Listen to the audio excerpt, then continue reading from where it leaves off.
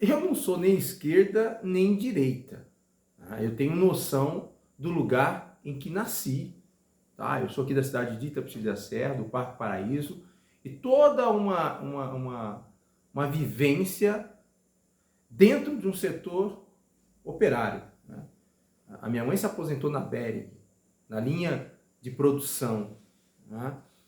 O meu início foi também na expedição, ali na biotécnica, e depois eu fui para a área da educação. Então, a minha premissa é a classe operária. Agora, não é a classe operária do Lula. Né? Porque o Lula é um cara que aos 18 anos, né, ele era torneiro, e depois a gente não sabe mais o que aconteceu com ele. Ele se tornou sindicalista e viveu a vida toda dentro do sindicalismo, que aparelhou, né, a organização dos trabalhadores. Eu não pertenço a isso. Eu acho que o Lula, ele é um burguês, um cara que ganha 50 mil reais por mês, sem trabalhar. Então ele é um privilegiado. Agora, nós estamos num momento político, quer dizer, quem vai votar no Bolsonaro? Eu, particularmente, não vejo o Bolsonaro como o melhor para o Brasil, mas é o que temos hoje. Até mesmo para a classe operária, do piso da fábrica, né, o trabalhador braçal, né, a tese de ter o Bolsonaro cria uma antitese para que a gente possa alcançar um processo revolucionário. O PT, ele trava qualquer iniciativa de um levante operário. Por quê? Porque o próprio Marx vai dizer o quê? Que somente a classe operária pode fazer a revolução, através de uma consciência de classe. Agora, enquanto a classe operária ela não tem uma consciência de classe, ela está submissa. Então, o Lula, o PT, eles travaram qualquer forma de um processo revolucionário para a classe operária.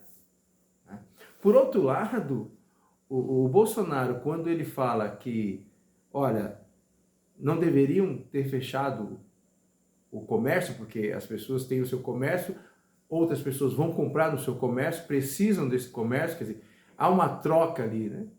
Embora é uma relação de capital, mas há a troca da própria necessidade de sobrevivência. E aí o Lula fala, não, se ele fosse governo, ele tinha fechado tudo e obrigado as pessoas a ficarem em casa. Imagina, isso é uma prática autoritária, isso sim é uma prática fascista. O Lula declarou isso, eu escutei, né? Que ele fecharia, que ele deixaria todo mundo em casa. Que isso? Então eu acredito que quem vai votar no Bolsonaro, eu acredito que 100% das pessoas que tiveram os seus estabelecimentos fechados, né? Eu acredito que aquela pessoa que estava caminhando na praia e foi presa ali, né, pela polícia e tal, essa pessoa e os comércios, de forma geral, vão votar no Bolsonaro. Porque foi graças a essa intervenção dele é que nós não tivemos um caos maior. Pode ter certeza, porque a pessoa que vende água na praia, ela ficou à mercê. Ficou à mercê o quê? De um auxílio de 600 reais, sendo que ela ganha muito mais. No informal, ela ganha muito mais. A família dela não vive só de 600 reais.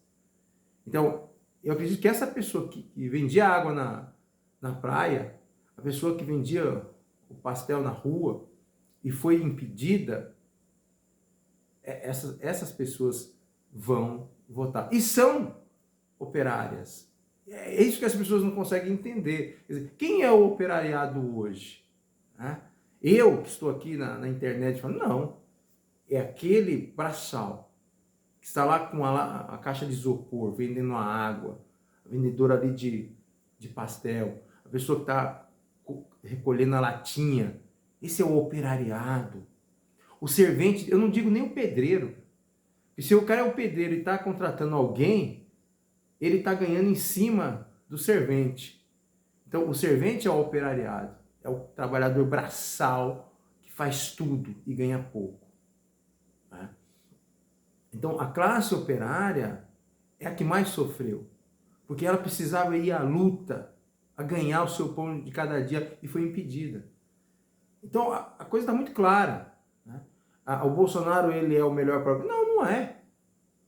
Mas o governo dele pode criar uma situação para a consciência da classe operária. Tá? O Partido dos Trabalhadores, ele engessou o movimento operário. Ele adestrou, ele corrompeu o movimento operário, lamentavelmente. Essa ideia de bolsa, auxílio, o PT não fez algo para libertar, para emancipar, que é o que Marx vai falar, a emancipação da classe proletária. Ele não trabalhou a emancipação. O Lula trabalhou durante os seus 13 anos, porque a gente tem que entender que é o Partido dos Trabalhadores, não é o Lula e nem a Dilma, era o Partido dos Trabalhadores, e eles sempre falam isso, porque o PT, então a gente não pode desvincular. Então, essa ideia de que a Dilma é uma coisa e o Lula não. São todos do mesmo partido. E eles foram para o governo com a ideologia do partido. Então, eles engessaram o movimento operário. O Bolsonaro, ele cria um processo de contra-revolução, vamos dizer assim. Ele cria um fator contraditório, né? que tem, em determinado momento, e aí dependeria também de uma classe intelectual para auxiliar o operariado. E nós não temos isso hoje.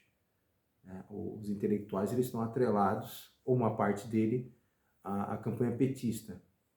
E isso é um problema também. Se a gente estudar o próprio Partido dos Trabalhadores, que iniciou com uma direção operária e depois ela foi se perdendo para uma classe intelectual, é um problema também. Mas, enfim, a classe braçal, ela tem mais espaço dentro do governo Bolsonaro do que o governo petista. Porque o governo petista, ele trabalha com a manutenção do poder, e essa manutenção do poder significa a questão de ter o voto. Para ter o voto, é manter uma parcela do eleitorado no cabresto mesmo, com uma política de auxílio e não de emancipação. Que aqueles que defendem a classe operária, eles partem de um princípio da emancipação. A bolsa, ela não é uma emancipação. São migalhas para a manutenção do poder.